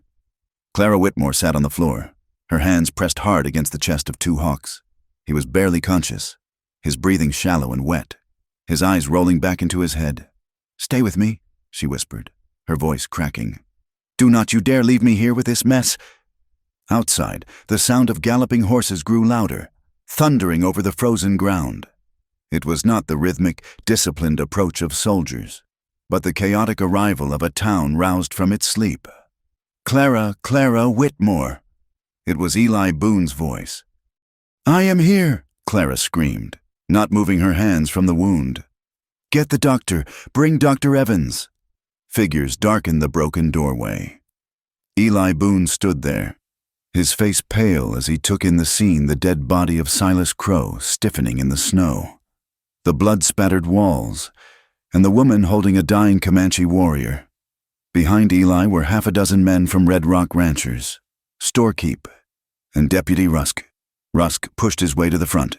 His eyes widened when he saw Crow lying face up, a bullet hole in his chest and a knife wound in his leg. Panic flickered across the deputy's face, sharp and immediate. He looked at Clara, then at Two Hawks. "Murder!" Rusk shouted, drawing his gun. "That savage murdered Mr. Crow. He killed a businessman." He leveled his revolver at Two Hawks' head. "I will finish this, saving the territory the cost of a trial." "No!" Clara threw her body over Two Hawks, shielding him. "Put it down. Rusk. It was self-defense. They broke down my door." "Get out of the way! Clara!" Rusk yelled, his finger tightening on the trigger. "He is a killer. He tricked you. He killed Jonah Hale. And now he has killed Silas Crow. I am doing my duty." "Your duty." The voice was weak, barely a whisper, but it carried a weight that silenced the room. Two Hawks opened his eyes. He did not look at the gun pointed at his face. He looked at Eli Boone. "Check his pocket," Two Hawks rasped, lifting a trembling hand to point at the dead body of Silas Crow. "The left pocket." "What is he talking about?" Rusk snapped. "He is delirious. Shoot him before he draws a knife." But Eli Boone was a man who had handled the king's mail and the Republic's secrets for 30 years. He was slow to anger, but stubborn as a mule. He looked at Rusk's sweating face, then at the calm, dying eyes of the Comanche. "Hold your fire, deputy," Eli said. He walked over to Crow's body. "Don't touch him, Eli," Rusk warned, taking a step forward. "That is a crime scene." Two other men from the town stepped in front of Rusk. They had seen the bullet holes in the cabin walls. They saw the way the door had been rammed inward. This was not a murder. It was a siege. Eli knelt and reached into Crow's coat pocket. He pulled out a leather wallet. Inside, tucked among banknotes, was a folded piece of telegraph paper. Eli stood up and unfolded it. He read it aloud, his voice shaking with rage. "Rusk, delay the sheriff at the pass. I will handle the girl and the Indian. Your payment is at the bank in Santa Fe, $500. The silence that followed was absolute. The men turned to look at Deputy Rusk. The tin star on his chest suddenly looked like a stain. It is a forgery," Rusk stammered, backing toward the door. "Crow never wrote that. That savage planted it." "Crow has been dead 5 minutes," Clara said, her voice cold as ice. "And Two Hawks has not moved from this floor. How could he plant it?" She looked at the men of Red Rock. "Rusk was here last night. He scouted my house. He told Crow we were alone. He sold me out for $500. Rusk's face twisted. He raised his gun again. Not at Two Hawks, but at the room in general. I am the law here, you listen to me. Before he could finish, the crack of a rifle sounded from outside. Rusk's hat flew off his head, spinning into the snow. Sheriff Miller stood in the doorway, a smoking Winchester in his hand. He had arrived with the tail end of the posse, just in time to hear Eli read the telegram. "Drop it, Tom," the sheriff said, his voice weary. "You are done." Rusk dropped the gun. Two men seized him, dragging him out into the snow, throwing him down next to the corpse of the man who had bought him. "Doctor!" Clara yelled again. "He is dying! Dr. Evans!" An older man with shaking hands but sharp eyes pushed through the crowd. He knelt beside Two Hawks, opening his bag. "Get me hot water and whiskey," the doctor ordered. "And someone fix that door. It is freezing in here." The next hour was a blur of agony and activity. Clara did not leave Two Hawks' side. She held his hand while the doctor probed for the bullet. Two Hawks bit down on a leather strap, his body arching off the floor, sweat pouring down his face despite the cold. When the bullet clinked into the metal pan, Clara felt her own knees give way. "He is strong," Dr. Evans said, wiping his hands on a bloody rag. "The lung is damaged, but not destroyed. If he survives the fever, he might live, but he needs rest. Weeks of it." The sheriff walked in. He looked at the scene, the blood, the shattered furniture, the wounded Indian lying on Clara Whitmore's rug. He took off his hat and scratched his head. "Miss Whitmore," Sheriff Miller said. He was a hard man, a man of the frontier who believed in order above all else. He looked at Two Hawks with undisguised distaste. "I have to write a report on this. 2 dead men, a deputy in chains." "Write the truth," Clara said. "Silas Crow attacked my home. Two Hawks defended it. He is a Comanche. Miss Whitmore," the sheriff said flatly. "The law does not look kindly on an Indian shooting a white businessman. Self-defense or not, there will be an inquiry. A judge might see this as a massacre." "Then the judge is a fool," Clara snapped. She stood up, her apron stiff with dried blood. She looked at the men of the town who were lingering by the door, watching the spectacle. "You all saw it. You saw the telegraph. You saw the men Crow brought. Who stood with me? Who bled for me? Was it the town? Was it the church?" She pointed at Two Hawks, who was drifting into a fever sleep. "He stood with me," Clara declared, her voice ringing out. "I shot to live, and I chose the one standing next to me. If you want to hang him, Sheriff, you have to hang me too." "Because I stabbed Crow in the leg so Two Hawks could take the shot." The admission hung in the air. A white woman admitting to violence, admitting to an alliance with a Comanche. It was scandalous. It was shocking. But Eli Boone nodded slowly. "She is right, Sheriff. Crow was a snake. We all knew it. We just didn't say it. The girl did what she had to do." The sheriff sighed. "We will see what the circuit judge says. For now, he stays here. He is in no shape to move to a cell." The townspeople slowly dispersed, carrying the dead and the prisoner away. The cabin fell silent again, but it was a different silence. It was the silence of wreckage. Clara sat by the fire, which she had built up to a roar. Two Hawks slept fitfully. She looked around the room. The floorboards near the root cellar trap door were splintered where Crow's men had started to pry them up. The root cellar. Clara felt a cold knot in her stomach. Jonah's letter. The box of hymnals. She stood up and walked to the trap door. She pulled it open. The smell of damp earth and potatoes wafted up. She climbed down the ladder, holding a lantern. There, in the corner, sat a wooden crate marked Holy Bible's hymnals. The lid was loose. Clara pried it open. On top were old, leather-bound books. She dug her hands underneath them. Her fingers brushed against something hard and wrapped in oilskin. She pulled it out. It was a heavy ledger book. She opened it. It was not a prayer book. It was filled with columns of numbers, dates, and names. Army payroll, 1878. Fort Concho, diverted. And folded in the back pages were bank drafts, bearer bonds, gold certificates. Clara stared at the numbers. $10,000. $20,000. More money than she could earn in 10 lifetimes of selling eggs and milk. She climbed back up into the cabin. She sat at the table, the ledger in front of her. This was what Jonah died for. This was what Crow died for. With this money, she could leave. She could go to San Francisco. She could buy a house with no drafts. She could buy silk dresses. She could be someone else, someone safe. Two Hawks stirred. He opened his eyes. They were glassy with fever. But he saw the book. "You found it," he whispered. "Yes," Clara said. Her hand rested on the cover. "It is enough to buy a kingdom." Two Hawks. "Kingdoms are heavy," he said. "They have high walls." "We could run," Clara said, the temptation sweet on her tongue. "You and I, we could go north or south to Mexico. With this money, no one could touch us." Two Hawks looked at her. He saw the desperation in her eyes, the hunger for a life that wasn't a constant struggle against the wind. "We could," he agreed. "But Crow has partners. The army has long memories. A thief is never free. Clara, a thief is always looking backward." "I am tired of being poor," Clara said, tears leaking from her eyes.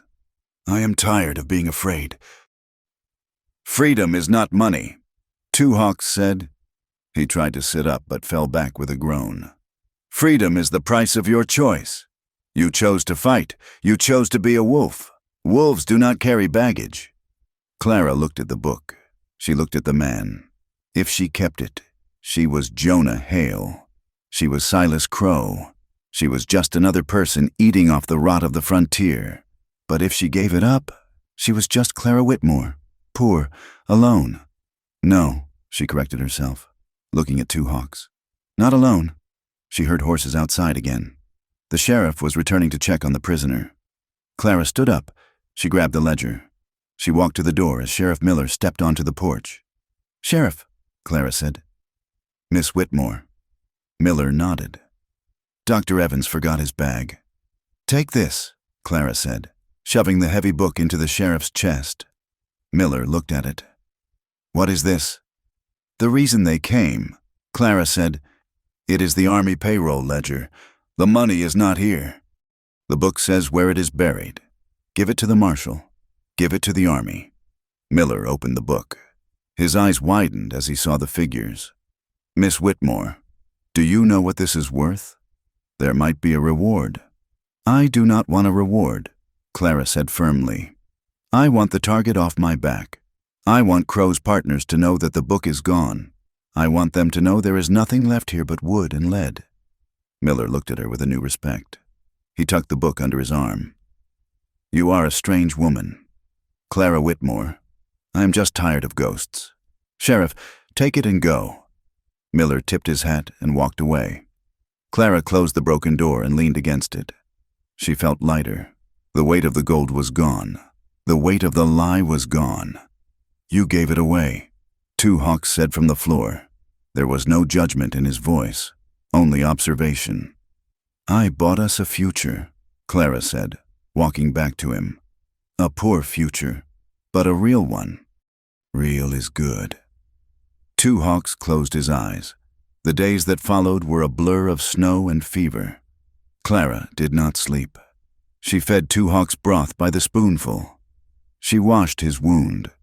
She kept the fire burning. The town was changed. When Clara rode in to buy supplies, Mrs. Alder did not purse her lips. She looked at Clara with a mixture of fear and awe. The woman who had killed Silas Crow, the woman who lived with the Comanche, they did not whisper spinster anymore. They whispered survivor, but the prejudice remained. When the men at the livery stable saw Two Hawks' horse, they spat on the ground.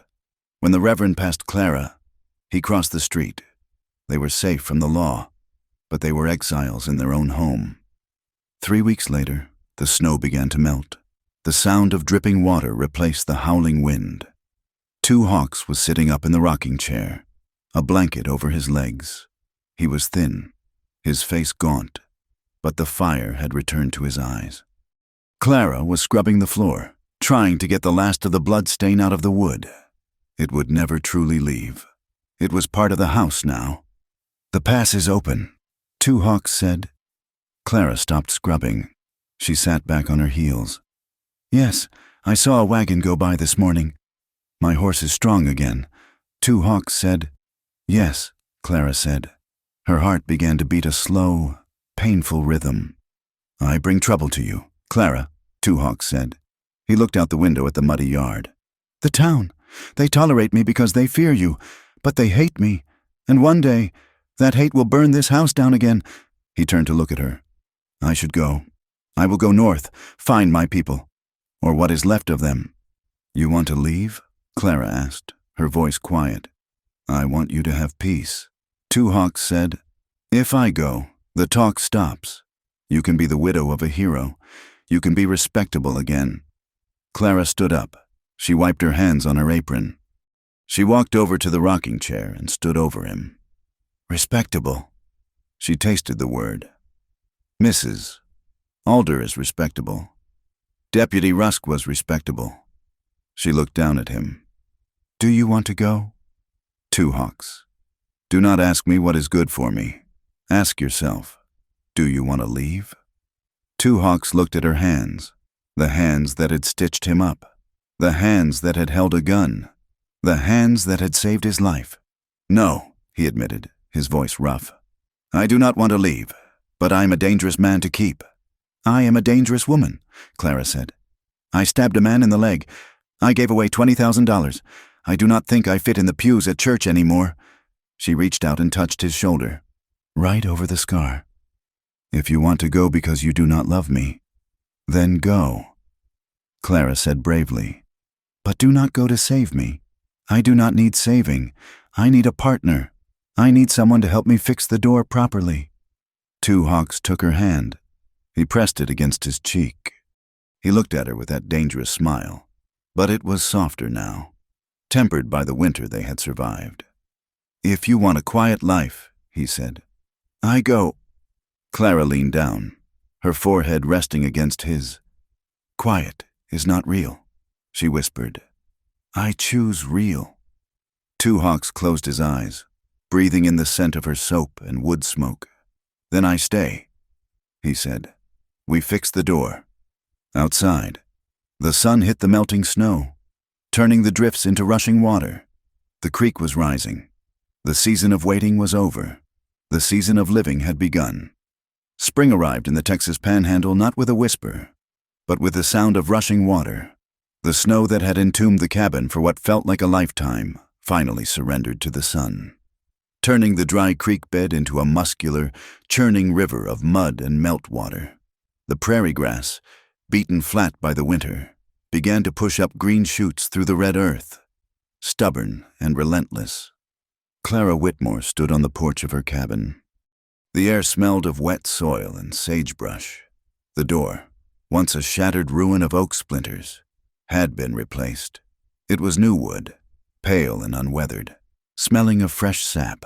It was thicker than the old one, and the bar that secured it from the inside was a solid beam of ironwood that Two Hawks had cut and shaped himself.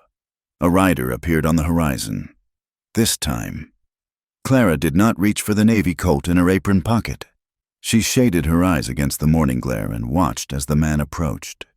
It was a United States Marshal from Austin. He rode a tall gray gelding and wore a dust-coated coat that spoke of many miles in the saddle. He did not ride with the predatory aggression of Silas Crow's men, nor the nervous hesitation of Deputy Rusk. He rode with the heavy, boring weight of bureaucracy.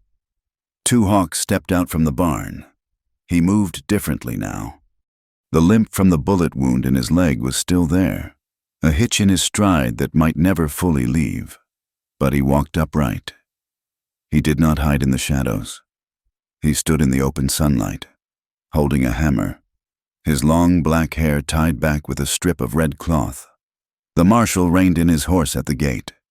He tipped his hat to Clara. "Miss Whitmore," the marshal said. His voice was gravelly. "I am Marshal Davis. I am here to return something." He reached into his saddlebag and pulled out the heavy, oilskin-wrapped ledger. Clara felt a jolt of anxiety. "I gave that to the sheriff to give to you," I do not want it back. The Army has finished with it, ma'am, Marshal Davis said. Or rather, they have finished with the information inside it. Thanks to this book, we picked up 3 of Crow's partners in San Antonio and 2 more in Santa Fe. The ring is broken. The money, what was left of it, has been recovered. He dismounted and walked to the porch, holding the book out. The pages regarding the payroll have been removed as evidence. The rest, well, it is just a book of accounts now. But it belongs to the estate of Jonah Hale, and since you are the only person who claimed him, it belongs to you. Clara took the book. It felt lighter now, emptied of its dangerous secrets. There is something else, the marshal said. He reached into his coat pocket and withdrew a thick envelope. The Army offers a reward for the recovery of stolen property. Usually, it takes Congress 10 years to approve a nickel, but given the size of the recovery, they authorized a disbursement. He handed the envelope to Clara. $500. Clara stared at the envelope. $500. It was not the kingdom the ledger had promised, but it was enough to buy a new roof, a breeding bull, and seed for 5 years. It was enough to buy freedom from debt. And Silas Crow, Clara asked. Ruled as justifiable homicide, the marshal said flatly. Defense of home and person. The sheriff's report was colorful, but accurate enough. The territory is better off without Crow. You did the law a favor. The marshal turned his gaze to 2 hawks, who had not moved from the barn door. The lawman's eyes narrowed slightly, an instinctive reaction ingrained by decades of frontier conflict. But he did not reach for his weapon. And him? The marshal asked Clara. He is my partner, Clara said. She did not stutter. She did not look down. He works this land. The marshal studied 2 hawks for a long moment. 2 hawks met his gaze, his face impassive, his dark eyes revealing nothing. It was a silent conversation between 2 men who knew violence intimately. Well, the marshal said, turning back to his horse, the law has no quarrel with a man who keeps the peace. Good day, Miss Whitmore. He mounted and rode away, disappearing back into the vastness of the plains. Clara looked at the money in her hand. Then she looked at 2 hawks. It is over, she said. 2 hawks walked over to her. He took the ledger from her hand and tossed it onto the woodpile near the porch. Paper is done, he said. Now the work starts. The following week, they rode into town. It was a Tuesday, the day the mercantile was busiest. Clara wore her best dress, the dark blue wool she had mended, and 2 hawks wore a clean flannel shirt and his buckskin vest. He wore his knife on his belt, open for all to see. When they tied their horses at the hitching rail, the street went quiet. The blacksmith stopped his hammering. Mrs. Alder, sweeping the boardwalk in front of her store, froze, her broom hovering in midair. Clara stepped onto the boardwalk, her boots clicking loudly on the wood. 2 hawks walked beside her, his shoulder brushing hers. He did not walk 3 paces behind like a servant. He walked as an equal. They entered the mercantile. The bell jingled, a cheerful sound that seemed at odds with the tension in the room. Good morning, Mrs. Alder, Clara said. Her voice was calm, pleasant, and utterly devoid of fear. Mrs. Alder blinked. She looked at Clara, then at the tall Comanche warrior standing next to the barrel of pickles. She looked at the scar on Clara's hand where she had cut herself during the siege. Clara, Mrs. Alder stammered. We heard the marshal came. He did, Clara said. I need 50 pounds of flour, 10 pounds of sugar, and a box of 30-30 ammunition. The request for ammunition hung in the air. It was a reminder. I am the woman who shot to kill. Of course, Mrs. Alder said, hurrying behind the counter. Right away, while Mrs. Alder weighed the flour. 2 hawks moved through the store. He did not touch anything. He simply looked. He looked at the jars of candy, the bolts of calico, the shiny new plows. The other customers, a ranch hand and 2 women from the church, pressed themselves against the shelves to give him a wide berth. 2 hawks stopped in front of the ranch hand. The man was young, arrogant, the type who liked to talk loudly in saloons. He stared at Two Hawks with a sneer forming on his lips. Two Hawks simply looked at him. He did not scowl. He did not threaten. He just projected a stillness so profound, a presence so weighted with the capability of violence, that the young man's sneer faltered. The cowboy looked down at his boots, breaking eye contact. Two Hawks turned back to Clara. When they left the store, laden with supplies, the silence on the street had changed. It was no longer the silence of judgment. It was the silence of respect.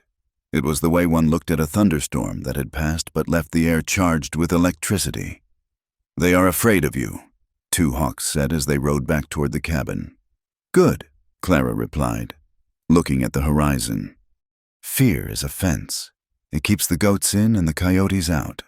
As long as they respect the fence, we can live." But survival was one thing. Living was another. That evening, the air was warm. The fire in the hearth was small, just enough to take the chill off the evening. Two Hawks sat on the rug, mending a bridle. Clara sat in a rocking chair, reading a book she had bought in town. She watched him. He was struggling. She could see it in the tightness of his jaw, in the way his eyes constantly flicked to the dark windows.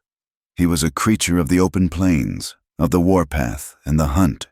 Domesticity was a shirt that fit him tight across the shoulders. "You are thinking about leaving," Clara said. Two Hawks did not stop working the leather. "The grass is green in the north. The buffalo are gone, but the elk are there. And the winters are cold," Clara said. "And you would be sleeping on the ground. The ground is honest." Two Hawks said, "This—" He gestured to the cabin, the table, the curtains. "This is complicated. A house has so many things that can break." "It is hard," Clara agreed. She put her book down and moved to sit on the rug beside him. "It is harder than fighting.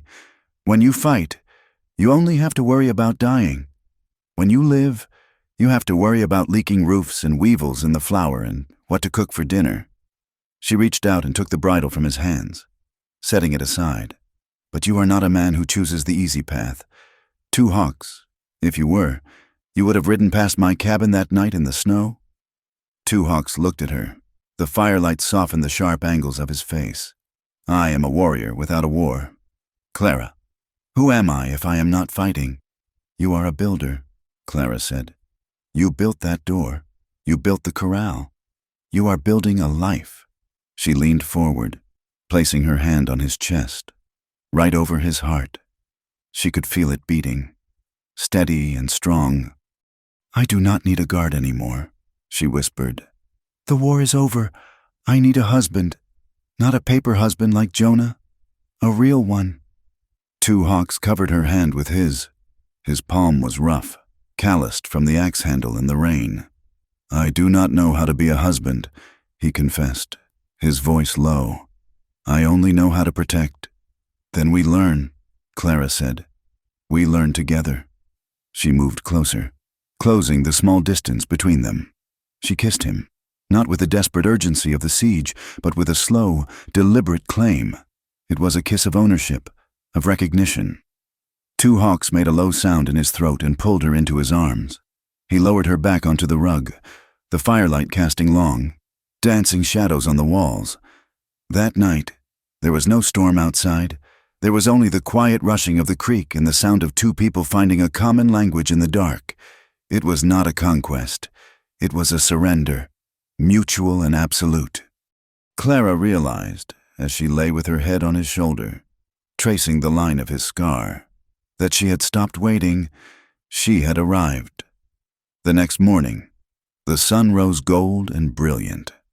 Clara stood by the fence, watching Two Hawks work with a young colt in the corral.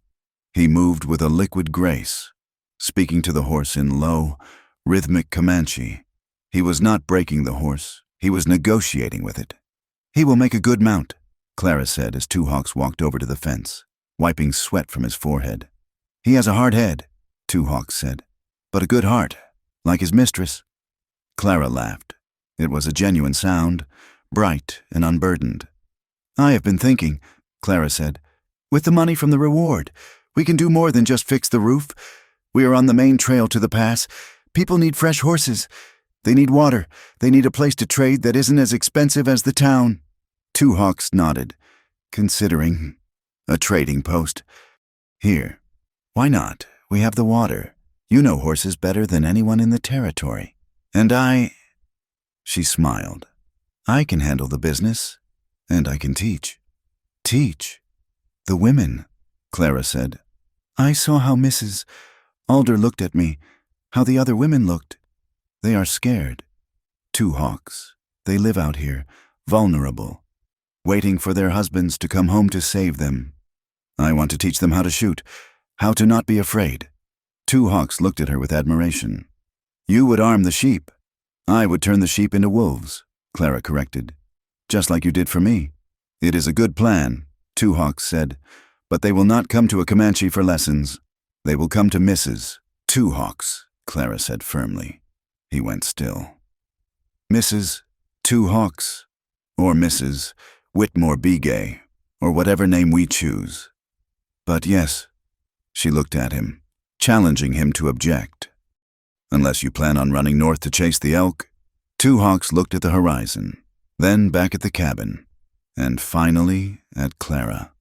"The elk are fast," he said, "but they are not as interesting as you." Later that afternoon, Clara performed a final ritual. She walked to the edge of the creek, carrying the box of letters from Jonah Hale. The water was running clear now, washing away the red mud of the storm. She took out the letters. One by one, the paper was brittle, the ink fading. "My dear Clara, I promise you protection. I offer you a home." They were the words of a ghost, a man who had tried to buy a life with stolen gold. Clara struck a match on a stone. She held the flame to the corner of the first letter. It caught quickly, curling into black ash. She dropped it onto the wet sand and watched it burn. She burned them all, watching the smoke rise into the blue sky. When the last letter was gone, she turned to the mailbox. The wooden box that had been her altar, her jail cell of hope. Two Hawks was standing there, holding a crowbar. "You want it down?" he asked. Clara looked at the box. "No," she said. "Leave it." "It is empty." Two Hawks said. "It is just a box." Clara said, "It is not a promise anymore. It is just a place to put paper. We will use it for bills of sale, for orders for horses, for real things." She walked up to him and placed her hands on his waist. "The snow is gone," she said. Two Hawks looked down at her. The harsh lines of his face, carved by years of war and loss, seemed to smooth out. He looked at the woman who had opened her door to a blizzard, who had stitched his flesh, who had fought beside him in the blood and the ruin. He smiled. It was still a dangerous smile. It was sharp and wild, and held the promise that if anyone ever threatened her again, he would burn the world down to keep her safe. But it was also something else. It was the smile of a man who had staked his claim, not on land, but on a heart. "The snow is gone," Two Hawks repeated, his voice deep and warm as the earth beneath their feet. "And the grass is growing." He kissed her forehead, and together they turned to look at the cabin. It was scarred. It was patched, but it was standing, and the chimney smoke rose straight and true, marking the place where two survivors had decided to stop running and start building a fire that would last the night. The west was still wild. The wind still blew hard enough to strip the paint off a wagon. But as Clara took Two Hawks' hand and led him back toward their home, she knew one thing for certain: they were no longer just surviving the frontier. They were the frontier. Thank you so much for listening to this story. I hope you enjoyed the journey of Clara and Two Hawks as much as I enjoyed writing it. It is a story about finding strength in the most unlikely places and realizing that sometimes the safety we think we want is not nearly as valuable as the freedom we need. I would love to hear from you. Please leave a comment down below and tell me, where are you listening to this story from? Are you in a bustling city? Or somewhere out in the quiet country like Clara? So let's get a conversation going in the comments section. And if you enjoyed this tale, please consider subscribing to my channel, Wild West Tales. Hit that like button And if you really want to help this story reach more people, smash that hype button. Your support means the world to me and helps me keep bringing these stories to life. Stay wild, and I will see you in the next story.